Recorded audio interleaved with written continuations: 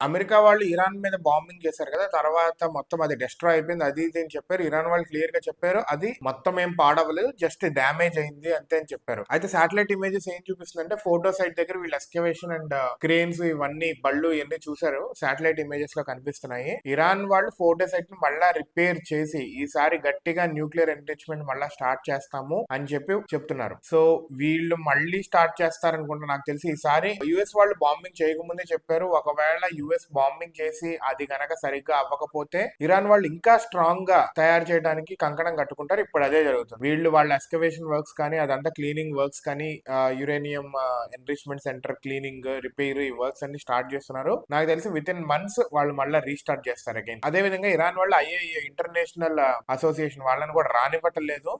Only Iran వాళ్ళు మేమే చూసుకుంటామని చెప్తున్నారు. ఈయన అన్నారు కదా, ఎవరు గ్రాసీ ఉన్నారు కదా ఐఏఈఏ హెడ్ జనరల్, ఆయన క్లియర్ చెప్పారు యుఎస్ వాళ్ళు చేసిన డ్యామేజ్ అంత ఇంపాక్ట్ఫుల్ ఏం కాదు, జస్ట్ చిన్న డ్యామేజ్ అని చెప్పి. సో యుఎస్ వాళ్ళ ఇంటెలిజెన్స్ ఫెయిల్ అయిందా, ఇజ్రాయెల్ వాళ్ళ ఇంటెలిజెన్స్ ఫెయిల్ అయిందా, సరిగ్గా బాంబులు వేయలేదా, లేకపోతే తెలిసి కావాలని వేయలేదా, ఇది ఇంకా స్టిల్ బిగ్ క్వశ్చన్. ఎగేసుకుంటా వచ్చారు, కొన్ని బాంబులు వేశారు, వెళ్ళారు, ఎన్ని కోటాని కోట్లు ఖర్చులు. మరి చూడాలి ఈ బంకర్ బస్టర్ బాంబులు ఏ మాత్రం డ్యామేజ్ చేసినాయో, ఇరాన్ వాళ్ళు ఎంత వేగంగా తయారవుతారో ఇప్పుడు ఇంకా చూడాలి.